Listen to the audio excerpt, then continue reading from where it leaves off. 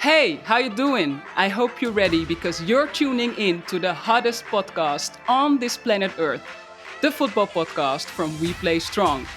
It's the first ever UEFA women's football podcast where we're gonna chat about some of the biggest challenges in the game with some of the biggest stars in the game.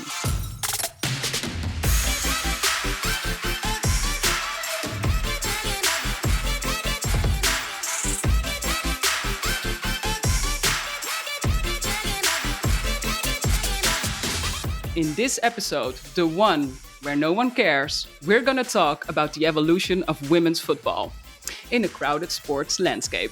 And you can join the conversation by using the hashtag WePlayStrong. And while you're at it, make sure that you subscribe to the podcast, the football podcast, and leave us a review. The more, the merrier. You know how it works.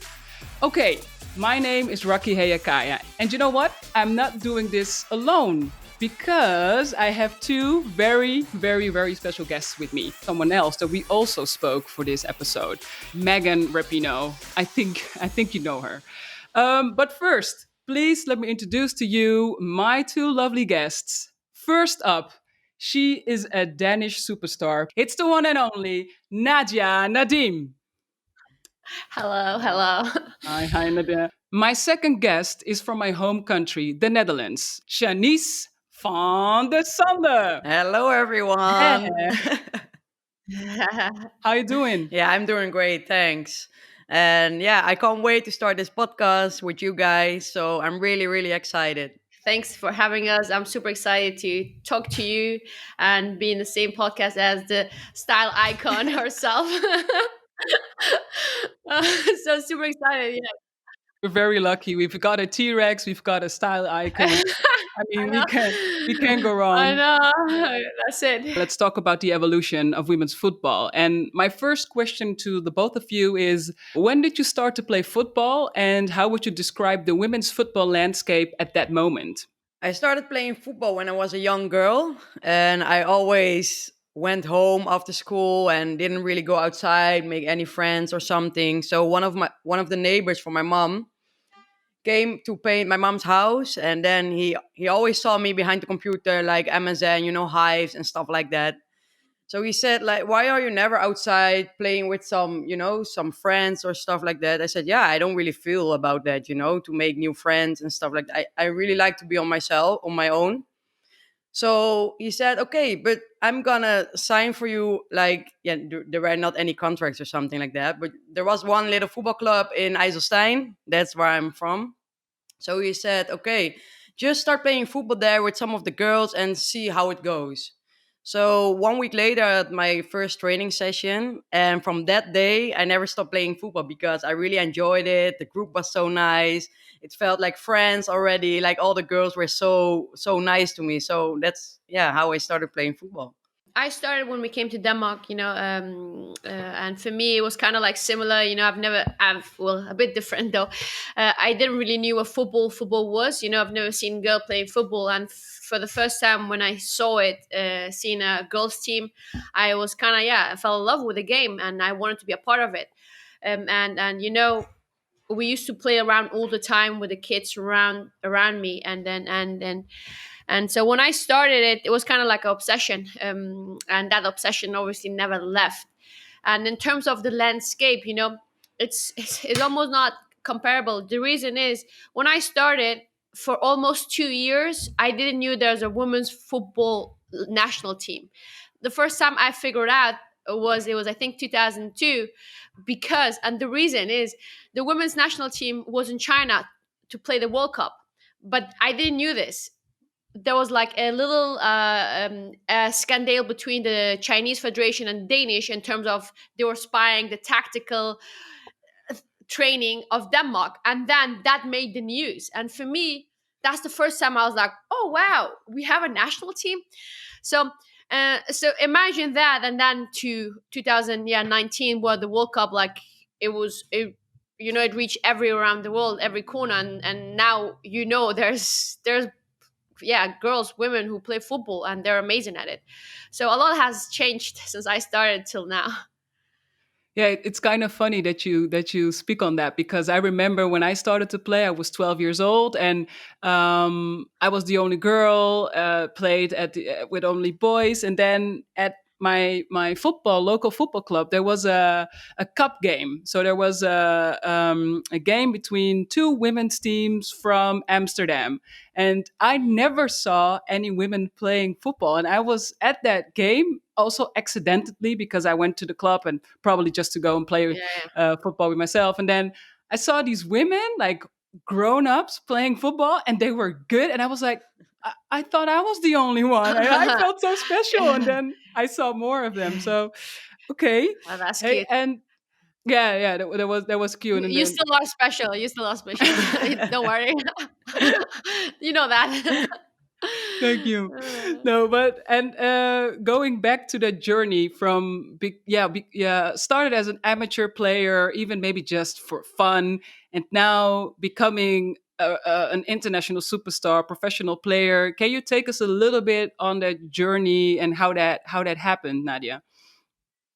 yeah, of course. As I said, my journey started in a refugee camp, seeing the first time girls playing, and then that was my first team. The club beside the camp where I started. And at this point, I had no idea that I'm gonna be professional. For me, that was just the passion. I loved the game. I loved the part that Shanice was talking about, that you suddenly were like accepted by everyone on the field, and you made friends. Like, even though I didn't know the language, I didn't know nothing. So, and I think that was the reason why I was so fascinated by the game. And from there, when we once moved out of the camp, I played a bit school football, I would say, with the teams, local teams around. And then at some point, I got a call from a bigger club in Denmark. The reason why I did it is because the coach that I had in my first club, his daughter was really really great, and she wanted to like become better and go and compete, like like bigger teams, and start to playing 11 aside, because I started playing 7 aside. So, and then he called me and he's like, Nadia, the daughter's name was Cecilia, she's going to play for this team, and I think you should go for a trial. And I was like, yeah, that sounds awesome, I want to do that.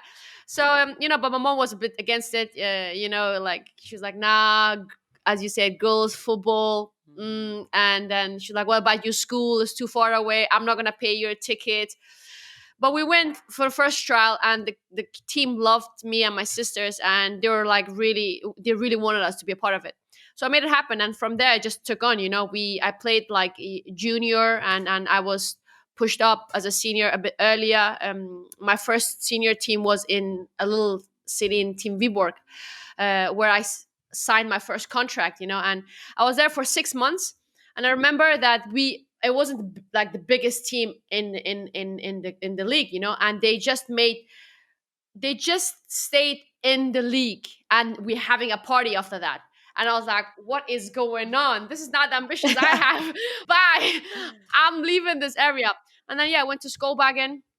I was a couple of years there, and we did really well, And I think that's where my name kind of started to become a name. And I had the opportunity, since I was like decently young, to leave abroad and play for in Sweden, Germany.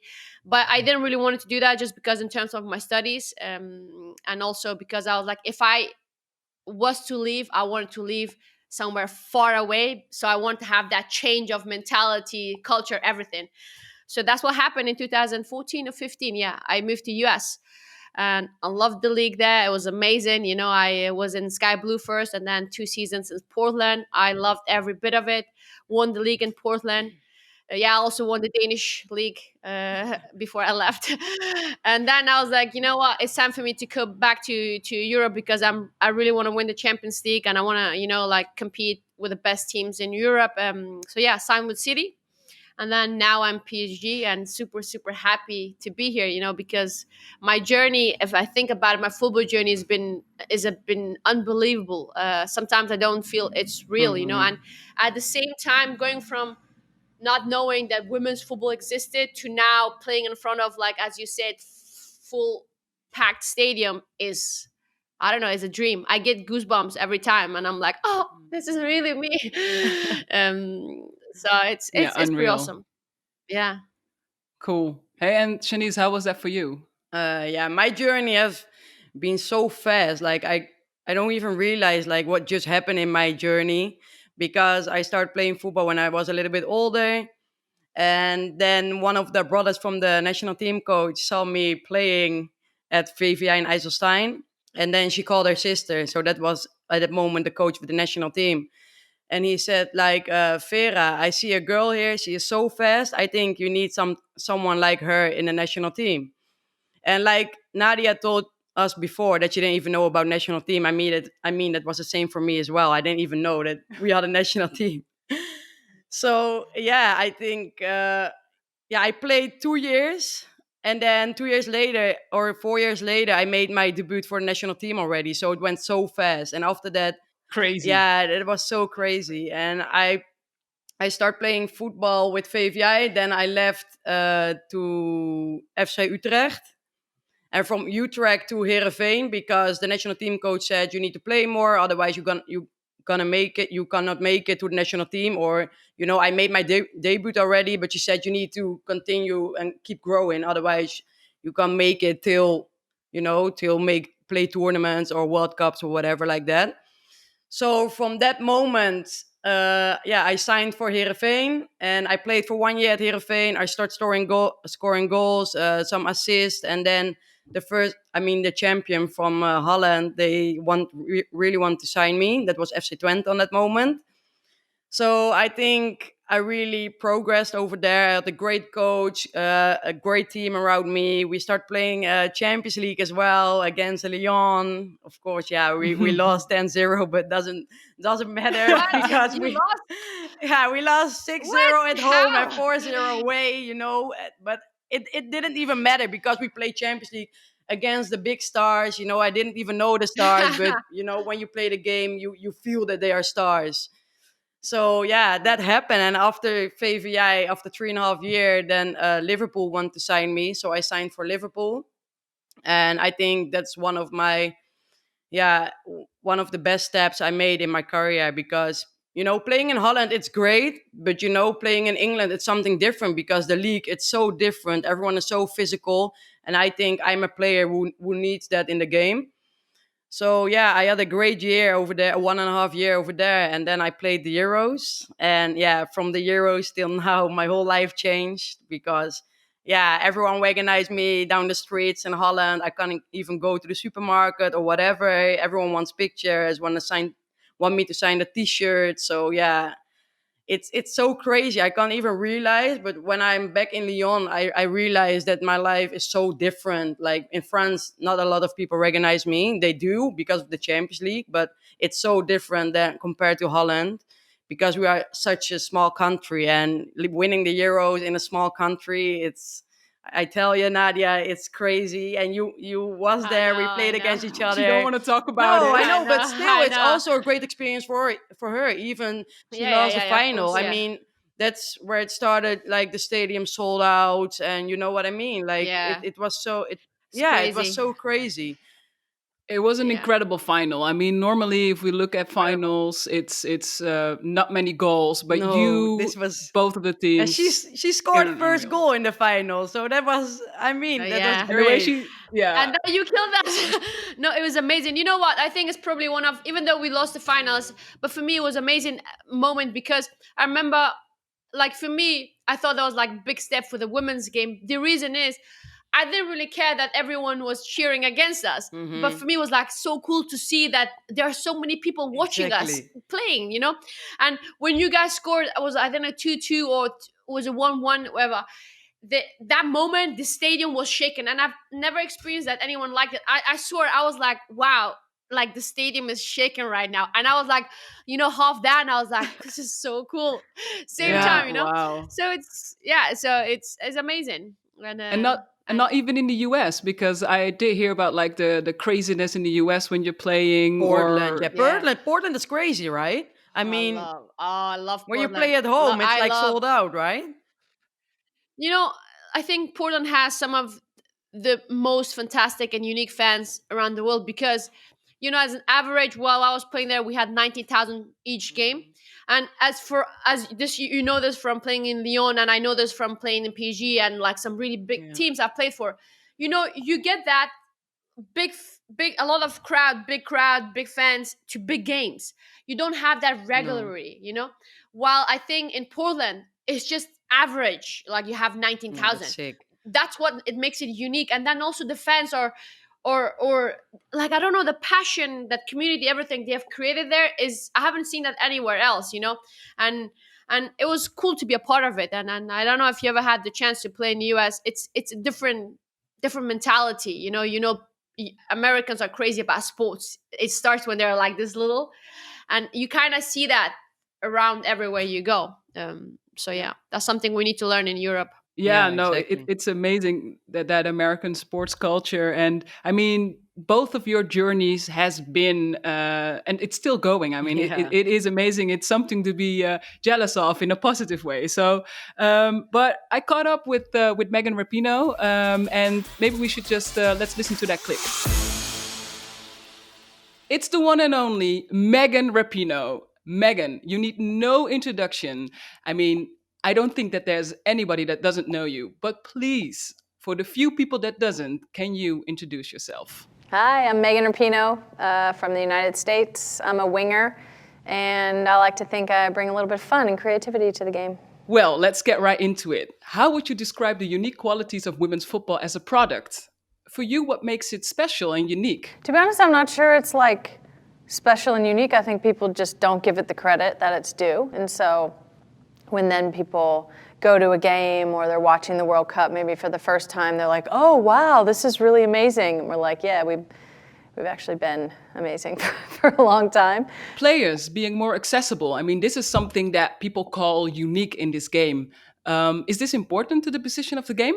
Yeah, right now, I mean, I think people love that. Of course, they want to be close to the players. They want to be able to have that access or talk to them or, get autographs after the game or whatever. But I think we should all be, looking forward to the day where the players are less accessible, because that means that the game has grown and the sport is in a much bigger place than it has been before. I do think that it is a special feature that you can actually access your biggest hero. But definitely, we need more professionalization of the game in order to also protect our players and to make sure that the game is elevated.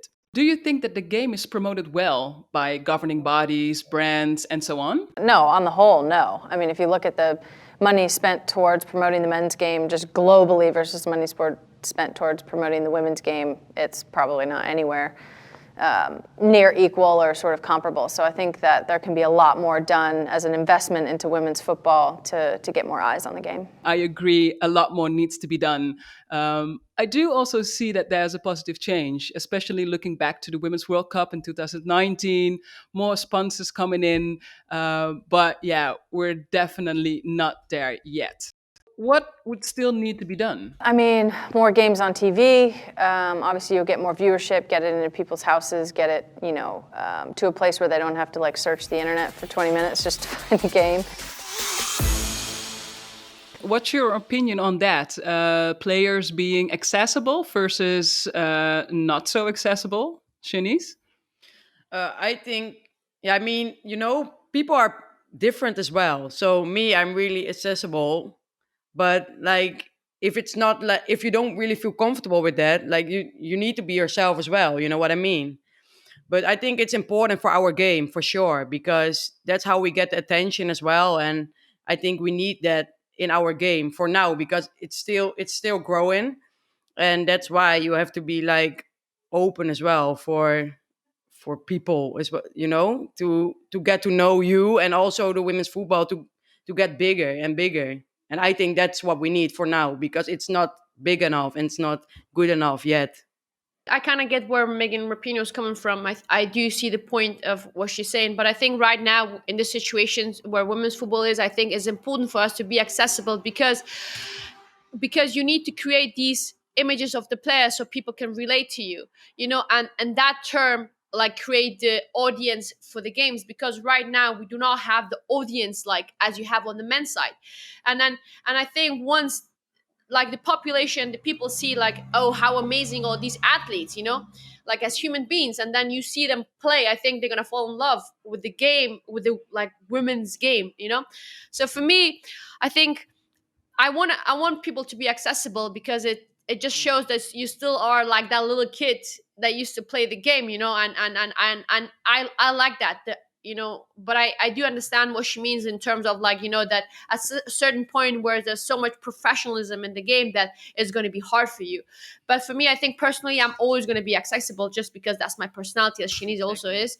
I think I also have obligation of giving back, and for me, after a national team game, we've played 90 minutes, and you smashed, I'll still stand out for an hour and a half, 2 hours to sign jerseys, and you would never see that on the men's side, um, just because I think there's like this distance between the fans and the players. And for me, that's one of the parts of the women's game that is so cool, that we still have like this, human thing in us, that we're not over you guys.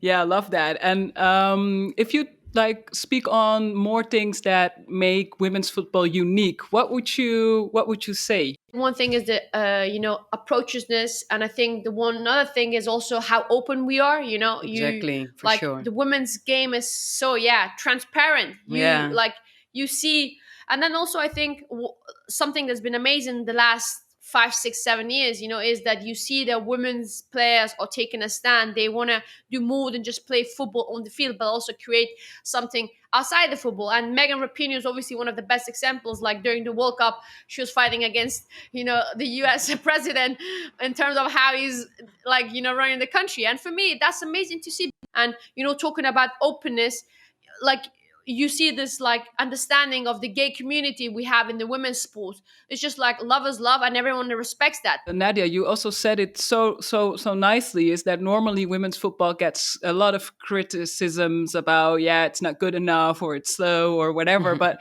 cultural wise, if you look at the world of women's football, there is so much that they can learn from our culture. And I mean, you've been talking about the stories behind the player. Megan also spoke about games on television, Yeah. because difficult to find games on television, or not even possible to find it, and on the internet it's the same. But how do you think about that? Do we need more games on television, and why is that important? Yeah, definitely. I think that's super, super important. The reason is accessibility. People will have access to the game. And then, there's so many times you just sometimes zap on new TV, and then you're like, oh, there's a game on. Let me see what has happened. Because most people who have all these prejudices and don't understand the women's game, never been to a women's game, they think women can't play football. But once they go to see a game, they're like, oh my god, I'm so hooked, this is amazing, I didn't know you guys were this amazing. I'm like, as Megan told us, like, yeah, this has been going on for ages. We are good, we know, we work our asses off to bring this level of the game, and having that, TV deals where they show the games, I think that's going to spread it to like a wider audience, that increases a higher demand for the game, more people at the stands. And also when there's fans, or there are people who want to watch it, that's going to be sponsored, because that's you following the money, and people have the money. That's how it works nowadays. If there's interest, you're going to 100% have more brands in the game, and that's going to help the game, women's game, to grow. You're going to have more professional players, you're going to have better facilities, you're going to have better competition, because there's more girls playing, because everyone wants to be a star, and everyone's like, oh, I want to be like her playing on the, like, on TV. And then boom, you have like what it takes to bring it to the next level. So for me, it's crucial, like, the access to bring it as wide as Yeah, possible. for sure. I agree what Nadia said, because yeah, we really need this. And also you see it, during tournaments, our games are on TV and you see what happened. So why is not like the competition on TV? Because it's the Yeah, same yeah. thing. Yeah, and I think also it's a really important aspect of building club love is where you can build the fan base. And then I, as a fan, can start following Olympique Lyon Hmm. or any other team, Paris Saint-Germain, Ajax. And then it gets, Save. yeah, yeah, yeah, of course. Sorry, I was like, I'm kidding. I mean, I've been to Paris a few times. I Yeah, have seen the Paris players more than the Lyon players, but yeah, um, yeah. yeah, And you but love it's that me, so I'm for kidding. sure. I'm already in love with you since. But okay, cool. Now, one more question before we're gonna get back to Megan Rapinoe. You've been playing in all these different countries: France, England, United States, the Netherlands. For you, Shanice, do you feel that there are differences in promoting the game? I think, yeah, as you said, I think in Europe, when it comes to promoting the women's game, Hmm. we are a bit behind. Yeah. I think US, what they do is amazing, and what they've been doing for almost like decades, it's amazing because I think one of the reasons behind the success that the US national team is having is because when you are in the US and you're a women's national team player, you are like a rock star. You've been treated like a rock star. And for me, when I came to Portland, I saw how football players in general are treated, but also then you have like, the top is the US national team players. Everyone loved them. They're in all commercials, especially up to tournaments. They sign crazy deals with like Hmm. with sponsors. And I think the way they have promoted the players is amazing. And I know right now they're fighting for equal pay, which is not even thinkable right now in most countries in Europe, and that kind of shows where the level is at, what they want. And I don't know, I think that's something we can learn from. I think, when and they're also really amazing, they're strong, and you always follow Yeah, winners. for That's sure. how it is, and I think that's kind of goes hand in hand. As I told you, that since, I don't know, 1999 World Cup, where they won the World Cup, it's just been like this because every kid, every girl in US dreams of playing for the national team, and they have so much players to take from. So for me, I think they're doing something right, and obviously I think they are like kind of banning the way for the rest of the countries for the women's game. Like, what are the standards in terms of what can you demand? um and then I know they're not super happy about what's happening like right now in terms of the equal pay and the court decision. But for me, just like taking that fight is already like a huge thing for the Yeah, for rest of sure. the countries around the world. And then I definitely think we should do, yeah, better. And I think in France is decent, as you said. It's not like, it's not comparable to the US, but they're trying a lot here. In England, in England is a bit hard just because of the Premier League is such a massive Yeah. factor, and I think they're Hmm. always in the shadows of that. And I don't know, like it's hard to break from that shadow, but it just feels. But I think it's possible. You just have to find the right strategy and the right approach, the right PR, promoting way. Yeah, there has been campaigns about women's football. Can you name any of these campaigns and what do you think about them? We have in Holland, I have been in a lot of campaigns, and for Nike have a lot of campaigns as well in the women's football. So for sure, I think that has changed already, and I think it's bigger and bigger. But I think you can change as well the players, because it's always like the same players as well. You know what I mean? So in in the men's, it's everyone knows them already. So I think it's nice if you bring a lot of girls in the campaigns. But for sure, it's a positive thing. Like it is there already, so that's a good thing. But maybe that is a change what they can make for the future. Yeah, as Shanice said, I think, like, as you also said, you see more and more brands coming into the women's game. The latest ones that we've been part of, like, the Team Visa brand before the World Cup. I think it was like pretty cool. And then obviously Nike is always like, I think one step ahead of all the other branding when it comes. I think I love the Dream Crazier, campaign that was going on before the World Cup. And for me, that's pretty cool to like put the focus on the athletes. Now you see more and more brands getting involved, using, as Shanice was saying, using like female athletes, at the same time. And and that just shows that the game is growing because they see the value in branding the the female athletes. And then I of course wanted to like grow even more, so it's you get the same sponsorship deals that you have on the men's side. That'll be amazing in the future. Or maybe some commercials with the men's and the women's together. Like Nadia with, I don't know, Mbappe, in the club things, and also maybe with national team. I think Yeah, that's can be cool. Yeah, yeah, true. again, the male ally is super important as Important. well. Yeah, Yeah, I Yeah, think because so. like as Shanice was saying, they're kind of loved and respected. So when you see that, and like the following they have, the fans they have, they're gonna like kind of like follow them. Like, okay, oh yeah, I see Shanice and Memphis. They're like good friends, and he's going to that game. Let me see what this is about. The hype is about. So I think that's really important to have these kind of role models to take a stand and try to like change the game. yeah, Um, yeah. Yeah, and I do think that, like, about campaigns, you can still see that it's very much focused on these big events. Mhm. So, of course, the yeah. Euros, the World Cup, the Olympics, but we need to have more sustainability within that as well, where just for uplifting the competition and more of the player stories. So Yeah, so other not only sponsors who around are tournaments, or about big things. exactly. Sometimes, yeah, when there is not a tournament, just have a nice commercial. I know you need a lot of money for this, but I think it can help. I mean, Yeah. it's a market, and we've all saw that you can benefit from that. So why would you not want to do that? Yeah, So Yeah, that's exactly. crazy. get with the program. Special message for the sponsors out there listening. So you just spoke about the American team being global superstars. I actually touched upon that as well with Megan, and I also asked her how she saw that stardom grow.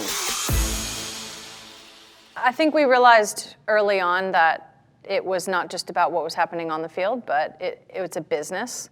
I always call it the traveling circus. We're going to have the opportunity to play 20 friendlies a year, every single year.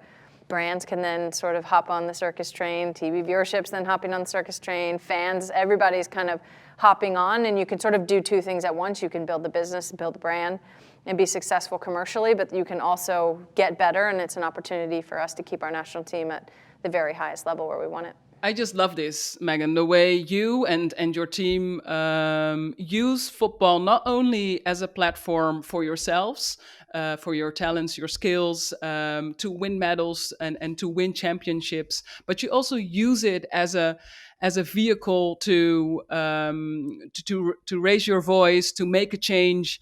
And it's kind of funny because I always use the term of the train. Women's football is a train, and people actually hop on and hop off, but you can better just get on the train and stick with it, because this train is not stopping. It's only going further and further. So how important are the players' voices to keep this train moving? I think that the bravery of using our platform, standing up and speaking, comes from a long history of this team doing that. Like when you first get on that team, you quickly realize that is part of the thread, always fighting for more, always trying to inspire, always understanding that what we're doing on the field has such a larger impact off the field. It's just something that we learned, and it's in our DNA as a team. Yeah, Megan, I have so much respect for that, especially coming from active professional athletes, and also at the same time being active as an advocate for change. Just mad respect for that.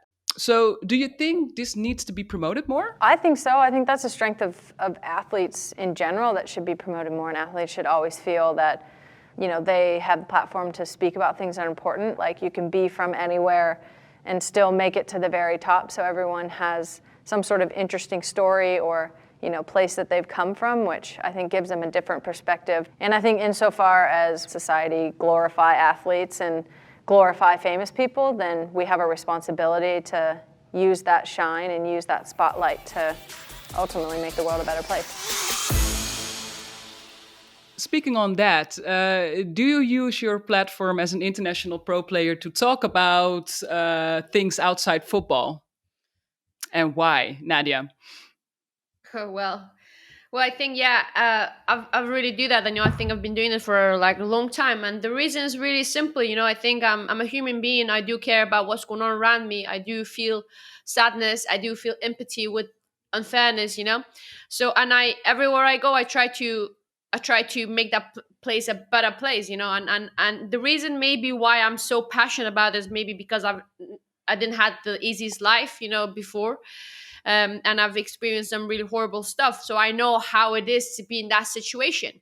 And then, so now suddenly I'm here where I do have a platform.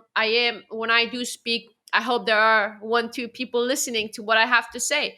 And I think that's a extremely powerful thing, that you can use your voice to, as you said, like make the world a better place. And I know this sounds really, really big, but if all of us were thinking the same thing, if you see unjust, like something that's unfair in front of you, and you speak up about it, I think that's going to have an impact on the person you're helping, but also the person who just learned something that's not right, so I feel, yeah, obligation by doing that. And I think everywhere I go, I've seen that, especially like in Denmark, like before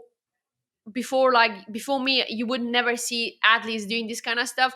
Now I see, especially on our team, on the women's national team, you see more and more people trying to be vocal and try to use their voice, which for me is amazing because I think I've been a part of that change, and I'm gonna do this to the day I die, because why not, that just makes sense for me. Yeah. Yeah, no, and you know how I think about that. I mean, I have a lot of respect for you doing that as an active pro athlete, and yeah, no, I just Yeah, cool. And you do it yourself though. You do it yourself, which is amazing. Like you go to different countries. Hmm. You bring the football, the joy. You create awareness. That's the same thing, and it's the same. I'm like, I feel like such a honorable, like great honorable thing to do, mm, because it does take a lot of effort. It does take you time. It does, like, it takes you energy. I could easily go on a vacation laying lying the pool, which is cool as well if that's what you're into. But for me, I don't know. I have this thing that in my heart, and I think you will probably have it as well because you do so much, to do something. And now we are here and this high up, and then I think you can do something about it. So why not do it? I think it's important to use your platform, but I'm also thinking about like how to help kids or other people because I know I felt sadness as well. Of course, different sadness compared to Nadia, but like Rapino said, everyone has their own story.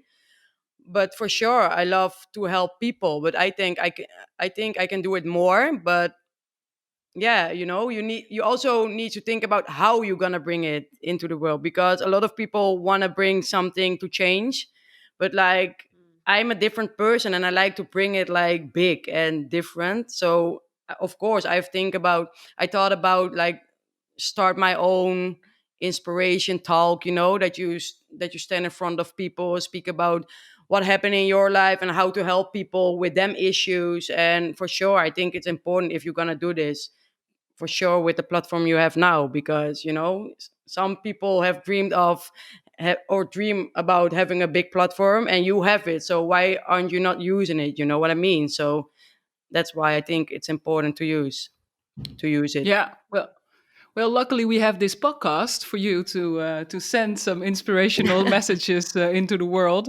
Hey, and Express yourself. right, this is the moment right here, right now. And but do you believe that every athlete should do this? I mean, are you like, do you have to do this as an athlete, Nadia? I think you don't have to do it, but I think it's an awesome opportunity. I think we do have a certain amount of responsibility just because, like, the following and the platform that you have, and I think, I always say this, it's as a human being, if you see someone in front of you, old person falling, what is your first reaction? Help them up. Yeah. That's And I think for me, it's always that's how I'm putting every situation. So when I see like kids in Denmark, Denmark is a great country, but there are kids who are poor, who don't get the same experience as other kids. They cannot afford to go football. So for me, like I would say, yeah, whatever, that's their life, but it kind of affects me because I'm like, you know what, I can, by me just going to a gala, or by me like spending 8 hours in a weekend, I can maybe bring a little bit of a change. Yeah. And then and I know that's gonna have a huge impact on these kids, because I've been there. I know how much it affects you as a person, and you're gonna have better people in the world. So you don't have to do it, but I feel like, it also makes you feel good. It does, because you like feeling you're accomplishing something, and you're giving back to the world that has right now given me so much. I live in Paris. I love Mm-mm. my job. I love my life. So I feel like, I don't know, I just want to give back. Yeah. Gratefulness, I guess. Yeah, and I also think you Yeah. don't have to do like a big thing, you know? There's always a No, way to no. do even a small thing, even if you don't really feel Yes. comfortable with it. Just think about to make the world a better place. So, okay, people don't have to do it, but there is always a way to change a little bit for someone. Yes, exactly. As you said, it's not about doing major stuff. If you just go down the street and are smiley and nice, Exactly. that could be it. Yeah. Like that might be your part, like making someone else's day better just because you smiled and you said hi to them. Mhm. So it's about what can you do? How much energy do you have? Like you know, like to do. It's all about being a good person for me at the end. Like being a decent person and being nice, kind to each other. That's it. Yeah, and also to Yeah. people who always has a smile on their face because you don't really know what's going through them, going through the head, So be nice to everyone. And I think that's Yeah. that's really important. Yeah. And Preach, that Shanice, preach. no, preach to both of you. I mean, The fashion icon has spoken, guys. Let me know. all right, strong finish, strong finish. We're gonna get into a game because I know you guys love to play a game, and you're very competitive. Oh. We saw this. This is the game we're going to play, true or false. It's very Ooh. easy. I got some statements from you, three statements in total, and yeah, you just have to guess which statements are false and which statements are true. So, who wants to start? Me. Look at Go her. ahead. You're Okay, ready. so I got three statements. So I'm gonna just state them all three, and then after you can just say this one is true or false. So the first one is I speak Korean. So Nadia speaks Korean. 안녕하세요. You know, the second 안녕하세요. the second 사랑해. one is I have a middle name. So Nadia something something Nadim. And the third one is I used to play the flute. I used to play. The flute, Oh, like a pee pee pee pee. okay, yeah, Yeah. yeah. Musical Oh, instrument. the first one. Speaking Korean? Yeah, I don't think she speaks Korean. You think I No, speak Korean? no, you don't. Are you sure? Do you know Oh, how many languages I he know speaks? what no, language she I has speak. like 7 languages, but I don't think it's Ah, one of this. are you Right? sure? Think about it. Yeah, I'm sure. Okay. That is correct. I know. Oh my god. Shit. Okay, that's good. Shanice, yeah, okay, 1-0, 1-0. Um, but can you explain yourself because you have a middle name. Can we hear it? Yes. So in Afghanistan, when you're born, you take your like my Hmm. grandma's name. So and her name is Nafas. So my name is Nadia Nafas Nadim. But I just felt NNNN is so weird. So I don't have that part of it. Ah, okay. All right. And so you used to play the flute. Yeah. Yeah, and I used to play the flute. I've played the flute. I used to do like mini concerts, and I used to be able to read the notes. But then I was like, not my cup of tea. Oh, No? So cool. How did you get into that? it started with the school. In school it was like a program you could choose instruments. I chose the flute Okay, interesting. because I love the flute. I'm kidding, And now you got but I can't another play it instrument. now. I can't play it, not anymore. Not anymore. Okay, cool. So it's 1-0, Shanice. Well done. Mm. Yes. Yeah. So one of the Oh. others are wrong as well. Okay, yeah. The last one. The flute. Yeah, is wrong. You are so sick. How do you know me this well? Because it's I know. wrong. I know. No, it's like I used to play You're a the good flute. liar. She is a good liar, but My name, sometimes and I I don't know have a good middle name, liars. man. I don't You have don't a have. middle name. Yeah, I'm kidding. That was a lie. No. You I don't don't have a have a middle middle name? name. My name was just Nadia Nadim, and I did used to play the flute. That's, Oh, so wait, she's wrong. yeah, she's wrong. That's what I'm saying. Oh! Huh? But Yeah, then, you but suck. then again, but then you If, suck. no, if you don't believe me, I can show you my passport because I don't have a No, middle no, no. name. Yeah. No, okay, I believe We you. I believe you. believe you. I We believe believe you. you. Yeah, Okay, and with so the flute, it's Okay, true. so I it's actually used to, 1-0, right? still, yeah, you had yeah. one. Yeah, Okay, one right. yeah. Yeah. Okay, then. Okay, Shanice's 3 statements are.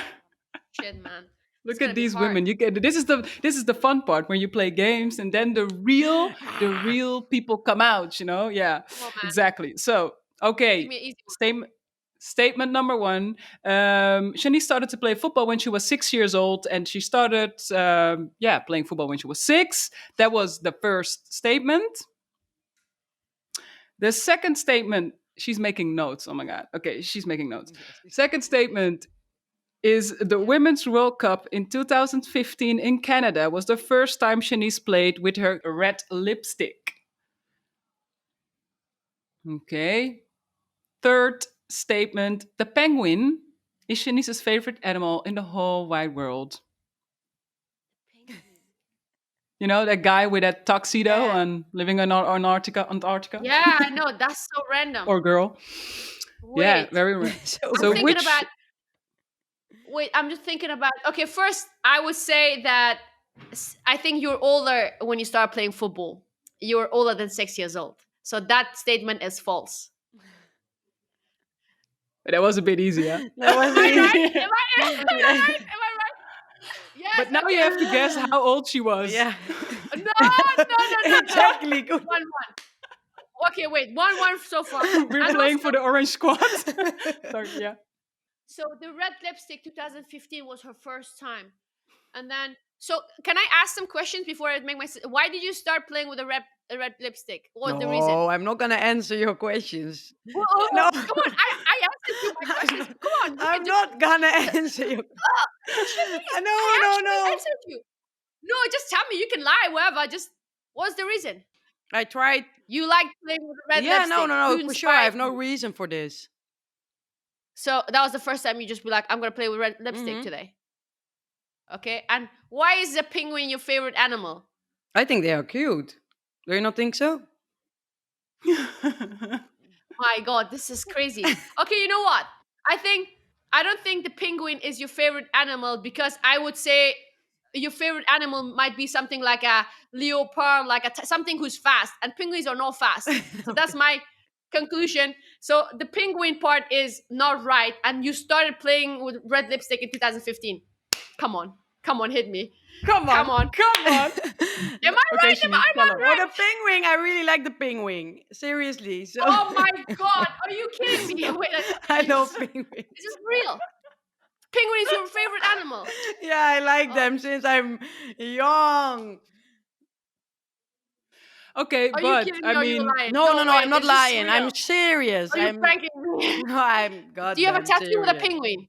No, no, no, You no, have a no, tattoo with a no, no, penguin? no, no. not That's too not much. yet. No. Not Because yet. what?